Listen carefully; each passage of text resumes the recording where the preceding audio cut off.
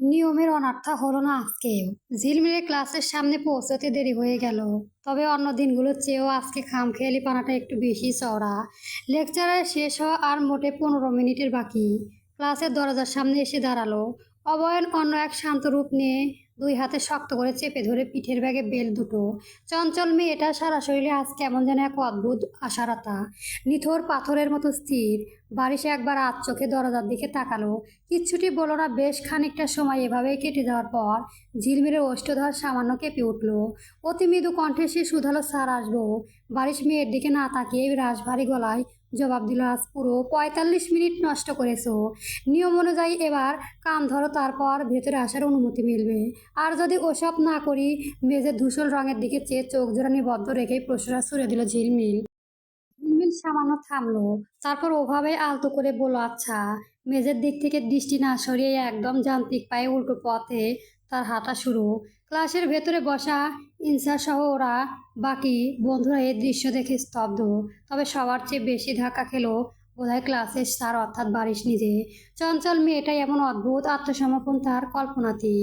সে এত অবাক হতে যেন বিস্ময়ে ঘোর কাটিয়ে উঠতে না পেরেই দরজার চৌকাঠে দাঁড়িয়ে এক দৃষ্টিতে সপ্তদশে চলে যাওয়া দেখতে গেল। ভেতরে অস্বস্তি তার যুবকের বেশি সময় স্থির থাকতে দিল না। উপস্থিত শিক্ষার্থীদের উদ্দেশ্যে এক্সকিউজ মি শব্দটা ছুড়ে দিয়ে সে ক্লাস থেকে বের হয়ে পড়ে। করিডর ধরে দ্রুত পায়ে এগিয়ে গেল বারিশ। ঝিলমিলের কাছাকাছি পৌঁছে ওর ডান হাতটা শক্ত মুঠোয় চেপে ধরে তার পট আগলে দাঁড়ালো। অধৈর্যের কণ্ঠে শুধালো, কোথায় যাচ্ছ তুমি? ঝিলমিল ঝটকা মেরে নিজের হাতটা ছাড়িয়ে নিয়ে অবাধ্যের মতো বলল, হাত ধরবে না। এমন প্রত্যাখ্যানে বারিশ কিছুটা অপ্রস্তুত ও অস্থিরতে পড়ে। গলার স্বর কিছুটা নরম করে জিজ্ঞেস করে, কি হয়েছে? কোনো সমস্যা? ঝিলমিল এখনও নীরব চোখের মনিদিত পাথরের মতো মেঝেতে আটকে আছে। আমি কিছু জিজ্ঞেস করেছি তোমাকে? যুবকের কণ্ঠে এবার কিছুটা প্রতিজ্ঞত সুর। এবার দীর্ঘক্ষণ পর মুখ তুলো কিশোরী। সরাসরি তাকালো যুবকের চোখের দিকে। নিষ্পান গলায় বলল, কোনো সমস্যা হয়নি। মেয়েটা স্পষ্ট মিথ্যে বলেছে। ওর ফ্যাকাশে ঠোঁট আর মণি মুখচ্ছবি অন্য কিছুর আভাস দিচ্ছে। এই মেয়েটি অন্তত সেই প্রাণবন্ত ছটফটে কিশোরী নিয়ে যাকে গত 1.5 মাসে বেশি সময় ধরে বারিশের প্রতিদিন দেখে আসছে। একটু থমকে যুবকের হুমকি সুরে বলল, ক্লাসে চলো। আপনি তো বললেন চলে আসতে। বারিশ এবার আর কোনো যুক্তি তোয়াক্কা না করে পুনরায় মেয়েটার হাত শক্ত করে ধরে এক প্রকার টেনে নিয়ে এলো ক্লাসরুমের ভেতর। গম্ভীর গলায় নির্দেশ দিল, নিজের আসনে গিয়ে বসো। ঝিলমিল আর কোনো প্রতিবাদের পথ বেছে নিল না। বাধ্য মেয়ের মতো ধীরে পায়ে এগিয়ে গিয়ে বসে পড়ল ইরানের পাশে খালি জায়গাতে। সঙ্গে সঙ্গে ইরান তাকে ফিসফিসে জিজ্ঞেস করলো, কি হয়েছে তোর? ঝিলমিলের তরফ থেকে কোনো জবাব পেল না। সামনের টেবিলের দিকে স্থির থেকে তাকিয়ে নিথর হয়ে বসে রইল সে। আন্টি বকেছে। ফের প্রশ্ন করলো ইরান। বন্ধুর নীরবতা তাকে ভারিয়ে তুলছে। কি হয়েছে বলবি তো? এবারও গলার স্বর কিছুটা তাগাদ। ইরানের শেষ কথাটি শুনতে ঝিলমিলে ঠোঁট দুটো আচমকায় কাঁপতে শুরু করলো। টলমলে উঠে চোখের কোণায় ভেতরে জমে থাকা কষ্টটা আর চেপে রাখা গেল না। কোনো কথা বলার আগেই 2 হাতে নিজের মুখটা শক্ত করে চেপে ধরে ফুঁপিয়ে উঠল সে। বান্ধবীর এমন আকম্পিত কান্নায় ইরান নির্বাক। সে আশেপাশে তাকিয়ে গলার আওয়াজ যতটা সম্ভব নিচু রেখে ঝিলমিলের কাঁধে ধরে আলতো করে ঝাঁকুনি দিয়ে বলতে লাগলো, কি হয়েছে তোর বলবি তো? এই ঝিল। কান্নার বেগ ঝরার সাথে সাথেই ঝিলমিলের রীতিমতো হেঁকসে উঠে শুরু করেছে। ক্লাসের সবার নজর এড়াতে সে এবার ব্রেঞ্চের ওপর রাখা ব্যাগের ভেতর মাথাটা গুঁজল। তারপর ফুপিয়ে কাঁদতে লাগলো। লেকচারের শেষ 10টি মিনিট এভাবেই কেটে গেল। আর এর শেষ 10টি মিনিট বারিশ কি লেকচার দিচ্ছে নিজেও বুঝলো না। সমস্ত মনোযোগ যেন ওই একটা কোণায় গিয়ে আটকে গেছে। এই সামান্য সময়ের মধ্যে অবচেতনের মনে তার নজর হলো না একটু, অন্তত একরা সে এক কোনায় ব্রেঞ্চেটের দিকে চলে গিয়েছে। ডেস্কে রাখা সাদা খাতাটার ওপর চোখ পড়লে দেখা যাবে সেখানে কলম দিয়ে কাটাকুটি করে গুনে গুনে কিছু সংখ্যা লেখা রয়েছে। সংখ্যাগুলো আর কিছুই নাই। ওই কোনায় ব্রেঞ্চে মাথা নিচু করে কাঁদতে থাকা মেয়েটার কতবার নিজের চোখের জল মুছেছে অবলীয় তারই এক নিখুঁত হিসাব। চঞ্চল মেয়েটার এই আচমকায় কান্না পেয়েছে কারণ কিছুতেই তার মাথায় এলো না যুবকের। পিরিয়ড শেষের ঘন্টা বাজতে বারিশ খাতা সে পাতা ছিঁড়ে ভাঁজ করে পকেটে পুরে নিল। ক্লাস থেকে বেরিয়ে গেল, কিন্তু কেন এই অস্বস্তিটা, কেনই বা ওই কান্নার হিসাব রাখলো তার কোনো উত্তর অন্তত মিলল না এই মুহূর্তে। তার নিজের জানা নেই। ঘন্টা বাজতে ইরান আর এক মুহূর্তে দেরি করলো না। ঝিলমিলকে সামনে নিয়ে তাড়াতাড়ি করে ওয়াশরুমের দিকে গেল। ততক্ষণে কেঁদে কেঁদে চোখ মুখ লাল হয়ে ফুটে উঠেছে মেয়েটার। চোখে মুখে পানির ঝাপটা দিয়ে ইরান অস্থির গলায় শোধালো, ঝিলমিল এবার তো বল আমাকে কি হয়েছে, কে বকেছে তোকে? কেউ বকেনি। কান্নারা তো ভেজা গলায় করুণ সুরে শোধালো, তাহলে কাঁদছিস কেন? চিটার, যারে একটা চিটার। এবার আর কান্না চেপে রাখতে পারলো না সে। কি বলেছে সে? ইরানের চোখ দুটি বিস্ময়ে কপালে উঠল। ওর ক্লাসমেট মুন্নিয়াপু। আমি আজ যখন কলেজে আসছিলাম তখন নিজের চোখে দেখলাম ওরা দুজনে কিস করছে। ও আমাকে ঠকালো, অথচ সবসময় বলতো ওটা নাকি একটা জাস্ট পেন। বান্ধবীর এই কথা শুনে ইরা একটা দীর্ঘশ্বাস ফেলে বলল, জারিফকে তো আমার প্রথম থেকেই সুবিধা মনে হয়নি। তুই যে কি মনে করে ওর সাথে এসবে জড়াতে গেলেই তুই জানিস না। চোখের জল মুছতে মুছতে ভাঙা গলায় ঝিলমিলকে বলল, ও নিজের বাসা থেকে টাকা চুরি করে ফুল কিনে আমাকে প্রপোজ করেছিল। সেই দিন ওর ওই পাগলামি দেখে আমার ভীষণ মায়া লেগেছিল। খেলি তো এবার বাস। এখন কি করবি শুনি? বন্ধুর কাঁধে হাত থেকে সান্ত্বনা সুরে জিজ্ঞেস করল ইরা। জানি না, শূন্য চোখে দেওয়ালে তাকিয়ে ধরা গলায় উত্তর দিল সে। সবগুলো পিরিয়ড শেষ করে যখন ক্লাসরুম থেকে বের হলো, ঝিলমিলের মাথাটা তখন ঝিমঝিম করছে।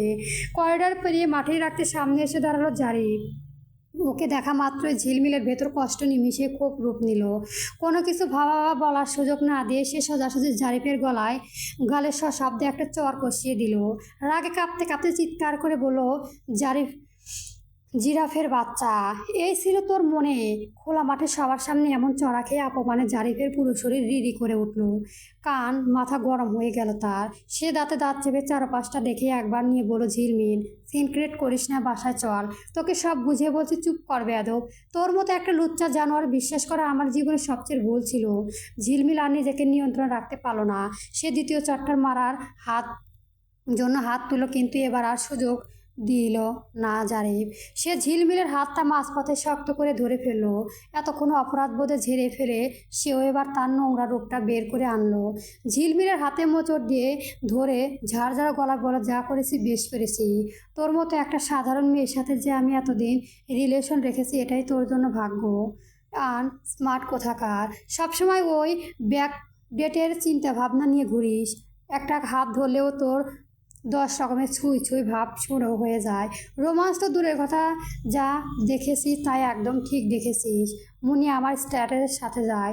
ঝিলমিল স্তব্ধ। কত কৈশোর সে ঝিলমিলে এই ফাঁদে ফেলেছিল, সব কিছু চোখের সামনে ভেসে উঠল। গত 5 মাস ধরে ঝিলমিল আর জারিফের মধ্যে এই সম্পর্ক। তার মুখ থেকে এমন বিষাক্ত কথাগুলো শুনে সে তাকিয়ে রইল অবিশ্বাস্য চোখে। চোখের জল উপেক্ষা করে সে তীব্র ঘৃণায় বলে, তাই বলে এভাবে ঠকালি আমায়? এত নাটক করার কি দরকার ছিল? শুরুতে বলে দিয়েছিস তোর চেহারা আড়ালে এতটা নোংরা একটা মানুষ লুকিয়ে আছে। জারিফ ঝিলমিলের চোখের দিকে তাকে একটা বাঁকা হাসি দেয়। ওর হাতটা আরও একটু ঝেঁকে বাঁকিয়ে বলে, তুই তো মাত্র একটা জিনিস দেখেছে ঝিলমিল, আমি তো ধারণার চেয়েও নোংরা। ওর মুখের উপরে এমন নির্লজ্জ স্বীকারোক্তি শুনে পায়ের নিচ থেকে যেন মাটি সরে গেল ঝিলমিলের। পরক্ষণে অপমানে আর ঘৃণায় গুঁড়িয়ে উঠল তার পুরো শরীর। চোখের জল মুছে সে চিৎকার করে বলল, তাহলে আমার সাথে কেন এতদিন ধরে এই ভালোবাসার নাটক করলি? আর এখানে আমাকে খেত বলছিস? শুরুতে তো নিজে আমার পিছু কুত্তার মতো ঘুরঘুর করেছিস। আমি গিয়েছিলাম তোর কাছে। কিশোরী এই পাল্টা জবাবে জারিফ আরও এক ধাপ এগিয়ে চরম নোংরামে প্রকাশ করে বলল, ভেবেছিলাম তুই আমার পাশের বাসার মেয়ে, যখন মনে চাইবে একটু আধ সুযোগ বুঝে তোকে ভোগ করতে পারবো। কিন্তু তুই কি তা একবারও হতে দিয়েছিস? সবসময় তোর ওই সতীপানা। নিজের চরিত্রের উপর এমন জঘন্য আঘাত আসতে ঝিলমিলের মাথার ভেতর যেন আগুন জ্বলে উঠল। হিতাহিত জ্ঞান হারিয়ে সে এক ঝটকায় নিজের হাত মুক্ত করে হিংস্র বাঘনের মতো ঝাঁপিয়ে পড়ল জারিফের ওপর। দুটো হাত বাড়িয়ে এসে শক্ত মুঠোয় খামচে ধরল জারিফের মাথার চোর। তারপর সর্বশক্তি দিয়ে ঝাঁকুনি দিয়ে দিতে চেঁচিয়ে উঠল হিংস্র গলায়, জিরাফের বাচ্চা, আমার শরীর পাওয়ার জন্য তুই এত বড় জাল বিছিয়েছিলি? তোকে তো আমি আজ জ্যান্ত কবর দেব। মাঠে তুল কালাম কাণ্ড দেখে মুহূর্তের মধ্যে সেখানে হুলস্থুল পড়ে গেল। ইরান আর ঝিলমিলের বাকি বন্ধুরা তাড়াহুড়ি করে এগিয়ে এসে ওকে টেনে হিঁচড়ে পেছনের দিকে সরানোর আপ্রাণ চেষ্টা করতে লাগলো। ওদিকে জারিফের বন্ধুরাও ছুটে এসে ঝিলমিলের শক্ত মুঠো থেকে ওকে ছাড়ানোর জন্য টানাটানি শুরু করলো। কিন্তু ঝিলমিলের মাথায় তখন তীব্র জেদ চেপে বসেছে। সবার এত টানাটানির মাঝেও সে জারিফকে মাথা থেকে গোছাখানেক চুল নিয়ে তবেই ছাড়লো। মাথার যন্ত্রণা আর এত মানুষের সামনে অপমানে জারিফ এবার রাগে জ্ঞান হারিয়ে ফেলে। পুরো মুখবাই রাগে লাল করে এসে সে ঝরা মেরে বন্ধুর হাত ছাড়িয়ে নেয়। ডান হাতটা বাতাসে উঁচিয়ে ঝিলমিলকে একটা জোরালো থাপ্পড় মারার জন্য হিংস্র ভঙ্গিতে তেড়ে আসতে গেলে তখনই কোথা থেকে পাথরের মতো কঠিন হাত এসে মাঝপথে খপ করে চেপে ধরল জারিফের কবিজিটা। ঠিক যেন বাতাসের গতিতে এসে কেউ জারিফের সেই হাতটা শূন্য থামিয়ে দিয়েছে। নিজের হাত অবশ হয়ে যেতে দেখে হকচকিয়ে চোখের পাশে তাকালো জারিফ। চোখের মণি দুটো ভয়ে আর আশ্চর্যে স্থির হয়ে গেল তার। তোতলামো গলায় সে শুধালো, চাচ্ছ তুমি এখানে? বারিশের পুরো অবয়ন তখন এক থমথমে গভীরতা, চোখে চশমাটা আড়ালে থাকা দৃষ্টি জোড়া যেন বরফের মতো শীতল। জারিফের কবজির আঙুলের চাপা বাড়িয়ে দিয়ে সে হিম শীতল স্বরে বলল, এখানে কি হচ্ছে? চাচাকে হুট করে কলেজের মাঠে এভাবে দেখে জারিফের পুরোপুরি ভরকে গেল। নিজের নোংরামে প্রকাশ পেয়ে যাওয়ার ভয়ে সে আমতা আমতা করে নিচু স্বরে বলল, চাচা তুমি তুমি চলে যাও এখান থেকে, এটা আমাদের পার্সোনাল ম্যাটার। পেছন থেকে চোলাচলে ধকল সামনে ঝিলমি তখনও হাঁপাচ্ছিল। জারিফের মুখে এই কথা শুনে সে চিৎকার করে বলে উঠল, কেন যাব?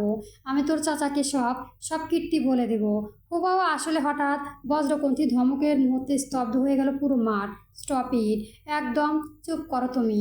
বারিশের কণ্ঠ কঠোর গর্জে এত তীব্র ছিল যে ঝিলমিলের পুরো অস্তিত্ব নিমিষে কেঁপে উঠল।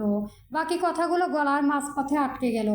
জারিফের হাতটা ছেড়ে দিয়ে হুকুমের সুরে বলল Barish, leave this place right নাও।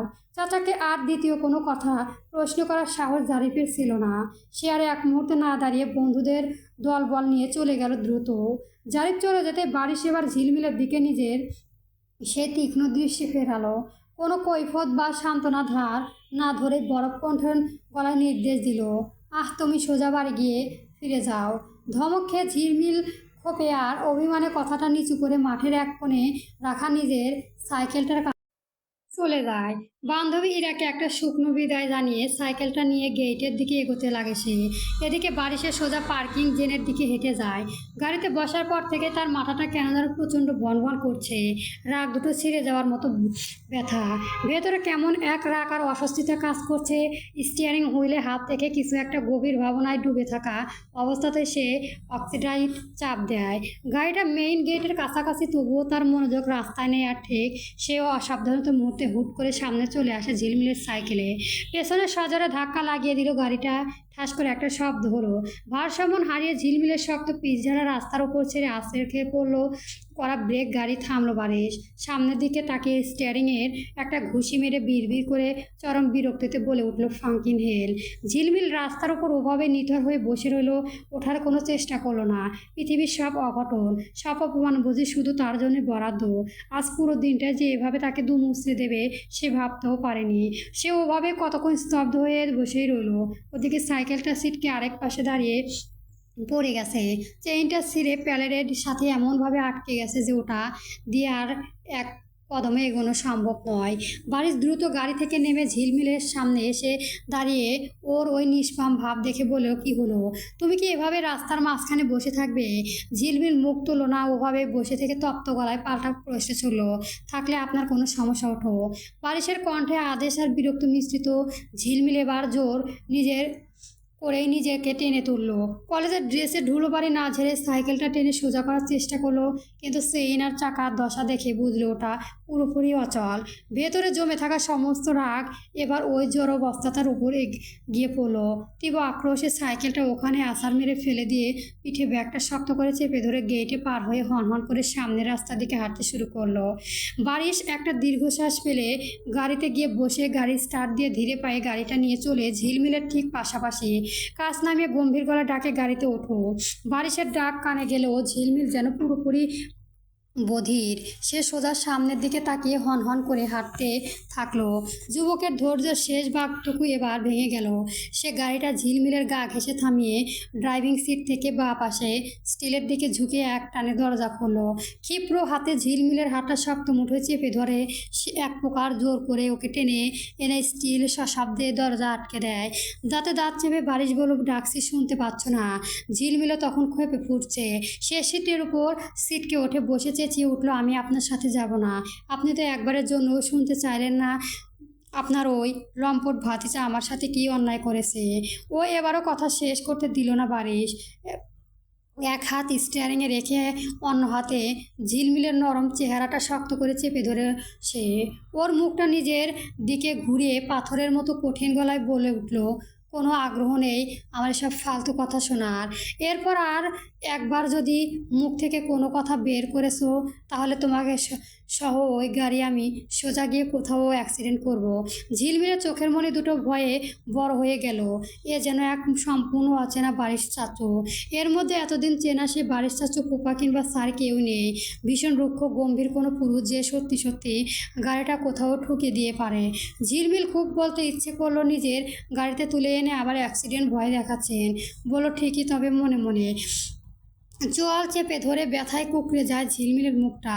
সে কোনো মতো উচ্চ করে ছাড়ুন, গলাটা তো গলিয়ে দিলেন আমার। বাকি এক ঝটকায় হাতটা সরিয়ে নিয়ে সোজা হয়ে বসে গাড়ি চালানোর মন দিল। অন্য সময় হলে এভাবে গাল চেপে ধরার জন্য ঝিলমিল চিৎকার করে গাড়ি মাথায় তুলল, কিন্তু এখন তার এই ভয়ঙ্কর রূপ দেখে একটু শব্দ করার সাহস হলো না। সে অভিমানে আর ভয়ে জানালার দিকে মুখ ঘুরিয়ে কাচের উপর তাকিয়ে রইল। অর্ধেক রাস্তা পার হওয়ার পর হঠাৎ করে ঝিলমিল বলে উঠলো, গাড়িটা থামান। বারিশ কোনো পাল্টা প্রশ্ন করলো না, কেন নামবে তাও জানতে চাইলো না। ব্রেক কষে গাড়িটা রাস্তার একপাশে দাঁড়ি করিয়ে সে সোজা সামনের দিকে তাকিয়ে থাকলো। ঝিলমিলের কাঁধে ব্যাগটা টেনে নিয়ে গাড়ি থেকে নেমে দরজায় ধরাম করে আটকে দেয়। তারপর কাচের ওপর দিয়ে বলে, আমার একটা জরুরি কাজ আছে, আপনি চলে যান। এই বলে সে আর পিছনে ফিরে না তাকিয়ে উল্টো দিকে একটা বড় রেস্তোরাঁর দিকে হেঁটে গেল। মনটা তো আজ তার ভেঙে খান খান হয়ে গেছে। তার উপর দুপুরে এই রোদে মাথাটা ধরেছে। কে জানে তার মা আজকে বাসায় কি ছাইপাশ রান্না করে রেখেছে। এমনিতেও মেজাজ চড়ে আছে, পছন্দের খাবার না হলে আজকে আর রক্ষা নেই। নিজের মন ভালো করার জন্য সে সোজা গিয়ে রেস্তোরাঁর এসি হলে এক কোনায় একটা খালি টেবিলে বসলো। ওইটা রাস্তায় সে এক নাগারে মেনু কার্ড দেখে বেশ কিছু ভারী খাবারের নাম বলতে লাগলো। একটা চিকেন কাউসেট নাক সালাদ, সাথে স্কিন ফ্রাইড চিকেন, একটা স্টিপ ব্রাশ ফিটস বার্গার, লুইজিয়ানার হেয়ারিস সস পাস্তা এবং প্লেট চিজ লেডেস ফ্রাইস আর একটা বড় থিট চকলেটের ব্রাউনি শেক। অর্ডার শুনে কয়েক সেকেন্ড হাঁ করে ঝিলমিলের দিকে তাকিয়ে রইল। একটা মেয়ে এতগুলো চিট আর মিষ্টি ভারী খাবার একসাথে অর্ডার করেছে, তাও আবার কোল্ড কফি আর চকলেট শেক, 2 কাপ ড্রিঙ্কস একসাথে। মেয়েটা নিশ্চয় মাথা খারাপ হয়েছে। কিছুক্ষণের মধ্যে একে একে সবগুলো খাবার টেবিল জুড়ে হাজির হলো। ঝিলমিল আর এক মুহূর্তে সময় নষ্ট না করে খেতে শুরু করে দিল। খেতে খেতে যখন আজকের ঘটনা মাথায় আসলো তখন কান্না চলে এলো তার। সে এক হাতে টিস্যু দিয়ে চোখ আর নাক মুছল, আর অন্য হাতে চামচ দিয়ে সালাদ আর পাস্তা মুখে পড়ছিল। রাগ, দুঃখ আর ক্ষোভ যেন সে চিবিয়ে চিবিয়ে গেল। চিবানো থামিয়ে হঠাৎ সামনের চেয়ারটার দিকে তাকাতে চমকে উঠল কিশোরী। বারিশ কখনই সে সামনের চেয়ারটায় বসে পড়েছে সে টেরই পায়নি। এটাই তোমার জরুরি কাজ। ঝিলমিল চিবানো বন্ধ করে টিস্যুটা টেবিলে রেখে বলল, আশ্চর্য, আপনি দেখি আমার পিছু ছাড়বেন না। কোনো উত্তর দিল না যুবক। ঝিলমিল আবারও মন দিয়ে পাস্তার কাঁচা চামচ চালায়। বারিশ কোনো কথা না বলেই একদম গম্ভীর আর তীক্ষ্ণ চোখে ওর দিকে এক দৃষ্টিতে তাকিয়ে রইল। তার চোখে একবার ঝিলমিলে মুখের দিকে যাচ্ছে আর একবার টেবিল ভর্তি খাবারের প্লেটেরগুলোর দিকে। মনে মনে বেশ অবাকই হচ্ছিল সে। কেউ এই চিজ আর মশলাদার খাবারের সাথে একসাথে চকলেট শেক আর কোল্ড কফি খায়? পেট খারাপ হওয়া তো সময়ের ব্যাপার মাত্র। এভাবে তাকিয়ে থাকা অস্বস্তি হলো ঝিলমিল। সেই অস্বস্তি কাটাটা ঝিলমিল অনিচ্ছা সত্ত্বেও কাঁচা চামচে কিছুটা পাস্তা তুলে ওনার দিকে বাড়িয়ে দিয়ে বলল, খাবেন ফুপা? তাড়াতাড়ি খাওয়া শেষ করে উত্তর না দিয়ে বারিশের রাশভারী গলায় হুকুম এলো। তাড়াঘড়ি না খায় ছাই। একদম পিঁপড়ের গতিটা চিবিয়ে চিবিয়ে খেতে লাগলো সে। অনেকটা সময় পার করে সে টেবিলের প্রতিটা প্লেটে একদম সাফ করে ফেললো। খাওয়া শেষ করে যখন হাত তুলো ওয়েটারকে ডেকে বিল দিতে চাইলো, বারিশ পকেট থেকে 6,000 টাকা বের করে ওয়েটারের হাতে গুঁজলো। ঝিলমিল বসা থেকে আতপোড়া হয়ে দাঁড়িয়ে বলল, আপনি কেন বিল দিলেন? আমার কাছে বুঝি টাকা নেই আমি কি? সে নিশ্চিত আবার 100 টাকা তর্কে ঝুলি নিয়ে বসতে যাচ্ছিল, কিন্তু বারিশ মাত্র এক কথার ওর মুখ কণা কেড়ে নিয়ে ওকে স্তব্ধ করে নিল। আমি না তোমার ফুপা? বারিশ আর দিহির বিয়ের সময় একদম ঘুরিয়ে এসেছে, আর মাত্র 5 দিন। ঝিলমিল আজকাল কলেজে খুব একটা যাচ্ছে না, নিজের আপন ফুপির বিয়ে বলে কথা, তাই 1 সপ্তাহ আগে থেকেই সে কলেজ থেকে ছুটি নিয়ে এক প্রকার ঘরবন্দি হয়েছে। বারিশও নিজের বিয়ের উপলক্ষে সব কাজ থেকে ছুটি নিয়েছে, কিন্তু এই উৎসবে আমেজও ঝিলমিলের মনে মেঘ কাটাতে পারছে না। জারিফ নামে ওই লম্পটটাকে সে কোনোভাবেই মাথা থেকে বের করতে পারছে না। এটা অবশ্য ভালোবাসার কোনো টান নয়। ঝিলমিলের ভেতরে আসলে তুষের আগুনের মতো একটা ক্ষোভ জ্বলছে। সে কেবল এটা ভেবে ছটফট করে কষ্ট পাচ্ছে যে ওই সন্ত্রাস ছেলেটা তাকে একটা বোকা বানিয়ে ছেড়ে দিল, আর সে নিজে কিছুই করতে পারলো না। আজকাল সে বাড়ির ছাদে পর্যন্ত যায় না। সেই দিন ছাদে যাওয়ার পর ওই ইতরটা যেভাবে সে দাঁত কেলিয়ে বলেছিল সবগুলো মেনে নিয়ে সে নাকি ঝিলমিলকে সাইড গার্লফ্রেন্ড হিসেবে রেখে দিব। ভাবা যায় সে নিজেকে ভাবে কি ওর মতো একটা ব্যবহৃত সেকেন্ড হ্যান্ড প্রোডাক্টে ঝিলমিল নিজে কোনোদিন গ্রহণ করবে না। আর ওই লম্পট কিনা সে দয়া দেখায়, উফ ভালোই গা ঘিন ঘিন করে ওঠে। ঝিলমিল আজকাল বাসায়ও কারোর সাথে তেমন একটা কথা বলে না। রুম থেকে নিচে নামা তো ছেড়েই দিয়েছে।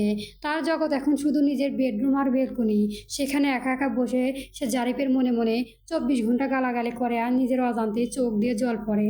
আজ দুপুরে হঠাৎ একটা কাজের নিজের ফুপির দিঘি রুমের দিকে যেতে থমকে দাঁড়ায় ঝিলমিল। ভেতর থেকে একটা কেমন একটা চাপা ফিসফিসানি আওয়াজ ভেসে আসছে। ঝিলমিল সতর্ক পায়ে চোরের মতো নিঃশব্দে জানালার পাশে গিয়ে আড়ি পাতে। জানালার ভেতরে পর্দায় পুরো টান ছিল না, তাই হালকা ফাঁক বলে ভেতরে দৃশ্যটা স্পষ্ট দেখা যাচ্ছিল। ঝিলমিল দেখলো ফুপি এক যুবকের শার্টের কলার মুঠো করে ধরে আকুল গলায় বলছে, আর 5 দিন পর আমার বিয়ে, বুঝতে পারছো তুমি? আচ্ছা তোমার কি একটুও ভালো লাগে না আমাকে? শার্টের কলারটা যার মুঠোয় বন্দি সে আর কেউ নয়, তাহসিন। ঝিলমিলের চোখের পলকে উঠে গেল। ফুপি নিজের মায়ের পার্সোনাল অ্যাসিস্ট্যান্ট তাহসিনের সাথে ফুপি এসব কী করছে? তাহসিন বেশ ভদ্র অথচ শক্ত গলায় বলছে, আপনাকে ভালো না লাগার কোনো কারণ নেই ম্যাম। তাই বলে যে আপনাকে বউ হিসেবে ভালো লাগার দুঃসাহস দেখাবো সেটা দয়া করে ভাববেন না। আমি এত কিছু জানি না। তুমি আমার সঙ্গে পালাবে দিঘি কণ্ঠে এক রেখা জেদ। অসম্ভব, আমি এটা কোনোদিনও পারবো না। তাহসিন সোজা নাচক করে দিল। তুমি পারবে কেন? এত ভয় পাচ্ছ? আমি আছি তো, কিচ্ছু হবে না আমাদের। তুমি অন্য কোথাও গিয়ে কোনো চাকরি করবে। তাহসিন একটা দীর্ঘশ্বাস ফেলে বলল, আপনি আসলে পরিস্থিতি বুঝতে পারছেন না ম্যাম। স্পে আবেগ নিয়ে ভাবছেন সব। আপনার আর আমার সামাজিক অবস্থাতে আকাশ পাতাল ফারাক।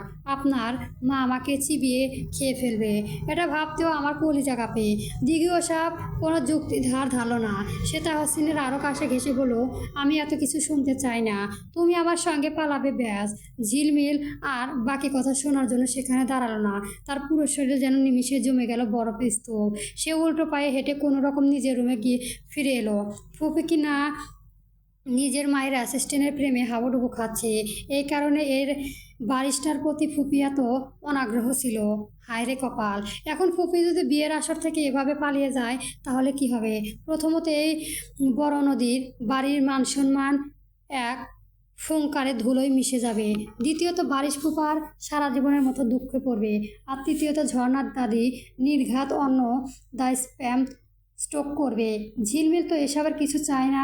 সে নিজেকে সামলে নিয়ে আবার দরজার দিকে পা বাড়ালো। যাই হোক, দাদিমাকে এখনই গিয়ে সব বলে দিব যেন ফুপি পালানোর জন্য সুযোগ না পায়। কিন্তু দরজায় হাতলটা ধরার আগে হঠাৎ ঝিলমিলের পা দুটো মাটিতে আটকে গেল। জাস্ট থমকে গেল সে। ওয়েট ওয়েট ওয়েট, বারিশকে? বারিশ তো জারিফেরই চাচা, আপন চাচা।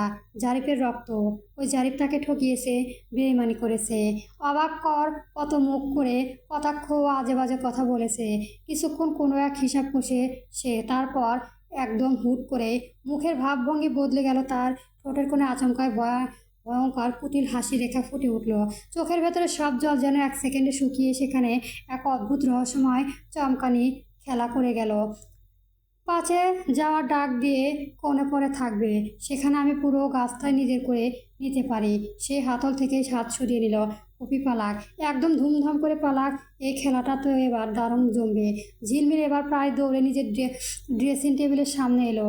আয়না নিজের কান্নায় ফোলা লাল টকটকে চোখ দুটোর দিকে তাকালো। তবে সেই চোখে এখন আর কোনো দুর্বলতা নেই, আছে কেবল এক চরম জেদ আর গোপন এক হিসাব। ড্রয়ার টেনে একটা স্টাইলিং ড্রাগস সানগ্লাস বের করে চোখে পড়ে নিল সে। ফোনটা হাতে নিয়ে ক্যামেরাটা অন করলো। সানগ্লাসের উপর দিয়ে নিজের সেই নতুন রূপটা ধরে রেখে 2 আঙুল সামনে তুলে একটা ফুল পেজ দিয়ে ভিস নাইট বানালো। ক্লিক, একটা চমৎকার সেলফি উঠে এলো স্ক্রিনে। ইনস্টাগ্রাম স্টোরি অপশনে গিয়ে কোনো ক্যাপশন ছাড়াই কেবল ব্যাকগ্রাউন্ড খুলে খুঁজে মিউজিকটা জুড়ে দিয়ে সে সেলফিটা সারি সারি নিজের ইনস্টাগ্রামে স্টোরিটা আপলোড করে দিল। তারপর জারিফকে উদ্দেশ্য করে বলল, সন টু বি ওর ম্যাজিক মামনি বাবা জারিফ। গল্পটি কেমন হয়েছে অবশ্যই জানাবেন এবং আমার চ্যানেলটি সাবস্ক্রাইব করে রাখবেন। ধন্যবাদ। শুকনো পাতা নুপুর পায়ে চলবে।